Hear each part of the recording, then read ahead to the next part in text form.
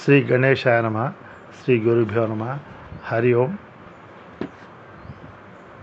The general concern of everyone has been there is a default of attachment to the body, and body has got deterioration.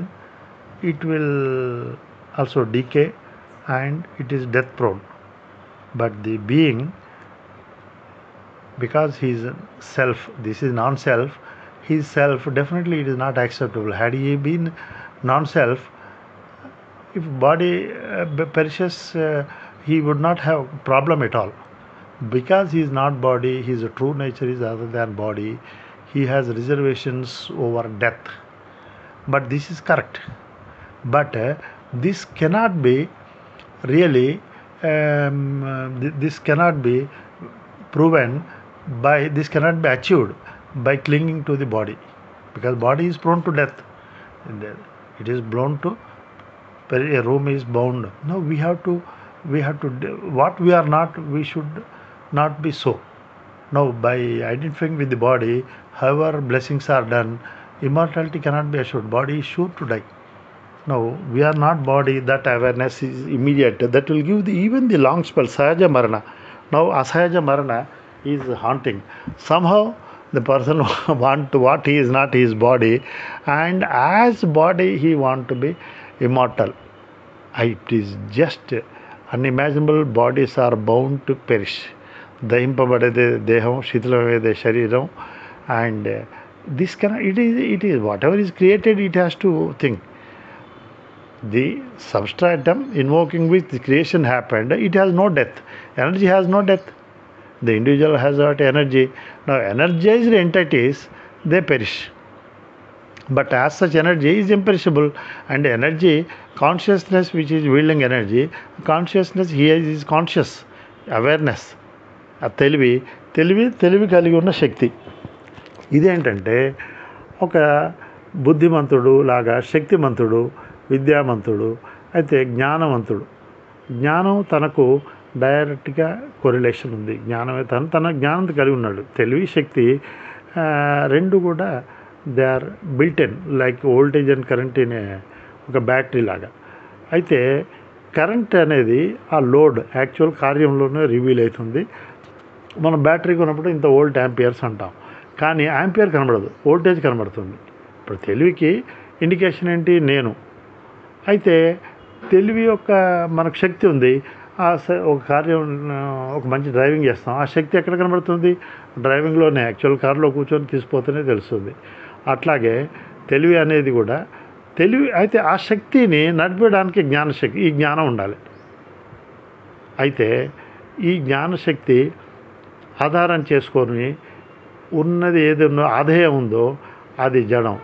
అయితే ఇప్పుడు ఈ తెలివి ఉన్న అతను ఆ జడాన్ని పట్టుకొని, ఆ జడానికి ఏముంది? తెలివికి ఉన్న కాంప్లిమెంటరీగా ఉంది. అది దానికి మరణం తప్పదు. తెలివికి అది నిరాకారం. అయితే తెలివిని ఆధారం చేసుకున్నవాడికి సాకారం. సాకారానికి చావు తప్పదు. ఇప్పుడు సాకారానికి చావు తప్పదు, వీడికేమో చావు వద్దు. కానీ వీడు ఇప్పుడు దాన్ని అంటిపెట్టుకోవడం వల్ల ఆ చావు నాకే, ఈ శరీరానికి చావు అనుకుంటే కూడా వాడికి ప్రాబ్లం లేదు. అది ఆ చచ్చే శరీరమే తాను దాంతో తాదాప్యం చెందడం వల్ల నేనే చస్తున్నాను. అయితే దీనివల్ల వచ్చే చావు కంటే ముందు వస్తుంది చావు. ఎందుకంటే మళ్ళీ దీని వెనుక పెద్ద సైన్స్.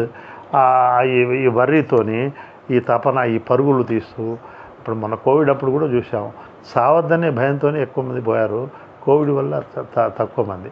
ఇప్పుడు అది శరీరం, దానికి చావు తప్పదు. అయితే నీకు మరి చావు వద్దు, నువ్వు అది కాదని బయటపడ్డు. ఎట్లా బయటపడాలి? అది నీతో తెలుసుకోబడ్డది. నువ్వు కుక్కని తెలుసుకున్నావు, కుక్క నువ్వా? నువ్వు సోఫా తెలుసుకున్నావు, సోఫా నువ్వా? ఒక కారులో కూర్చున్నావు, కారు నువ్వా? కారుకి ఎవడో గుద్దాడు, కారు హెడ్లైట్ పోయింది, కారు పంక్చర్ అయింది, నువ్వా? అయితే కారుకు అట్లాగే ఈ ఉపాధికి మరణం, మృతం తప్పదు, వికారం తప్పదు. అయితే అలాగే దేహానికి కూడా వికారం తప్పదు. అది మరణం, వికారం, దీనికి క్షీణించడం తప్పదు. కానీ ఇప్పుడు మరణం నుంచి విముక్తి పొందాలంటే నేను దేహిని, భగవద్గీతలో క్లియర్గా దేహి నిత్యుడు నయనం చిందంతి శస్త్రాన్ని.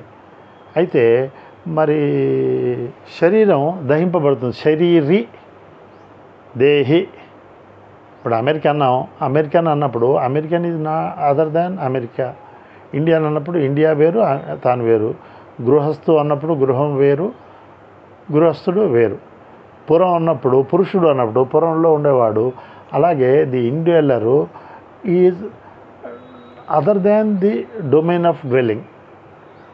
అండ్ ఇది మోర్ ఆఫ్ లాజిక్ ఏంటంటే తాను ఒక్కడే, ఇవి అనేకంగా ఉన్నాయి.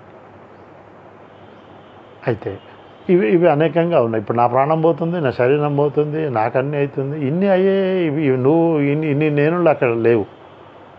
అయితే వీటి నుంచి విడిపడ్డాం ఏంటంటే ఒకటేమో టెక్నికల్గా అవి నాతో తెలుసుకోబడ్డది, అదొకటి.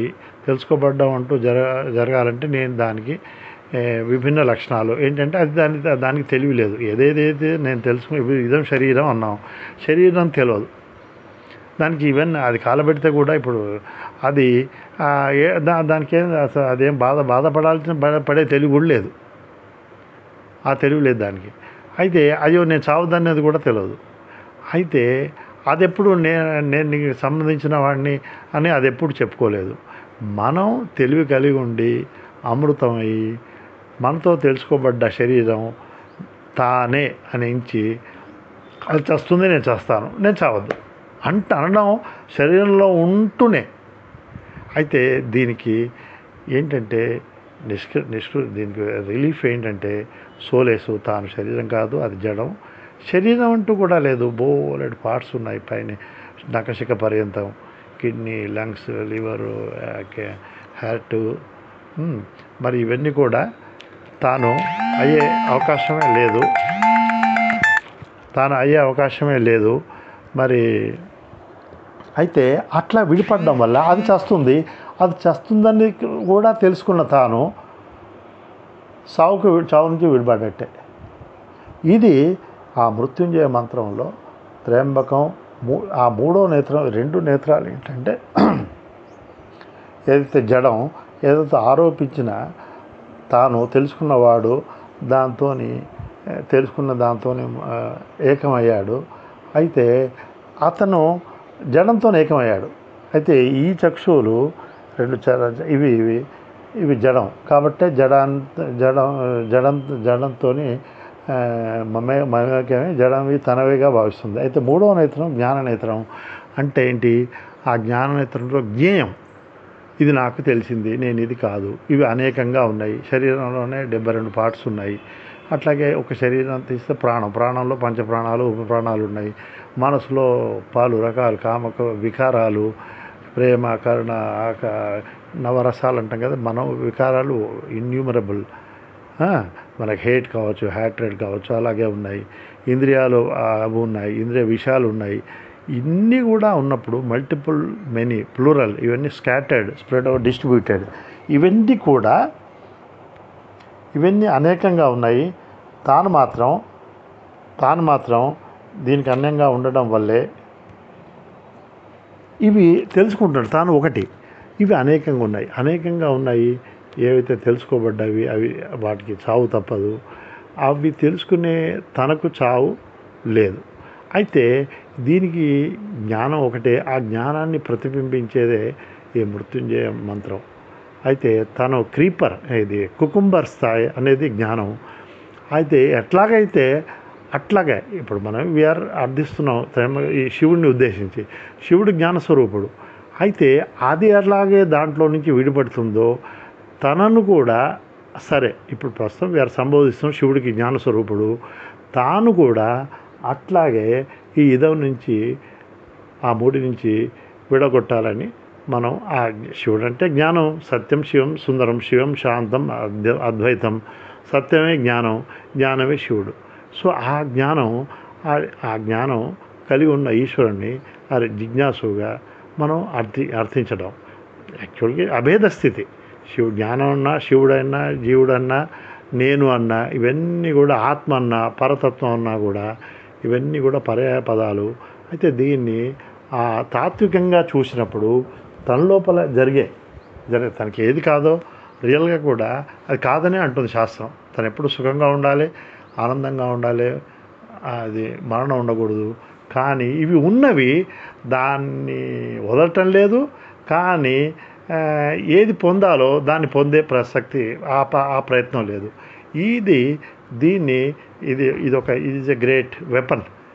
త్రయంబకం యజామహే, వి వర్షిప్, సుగంధిం పుష్టివర్ధనం.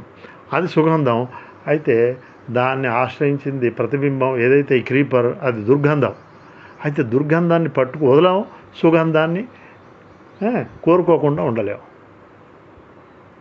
ఉర్వారుకమివ బంధనాత్, ఆ క్రీపర్ ఈ కనెక్షన్, ఈ మూడి.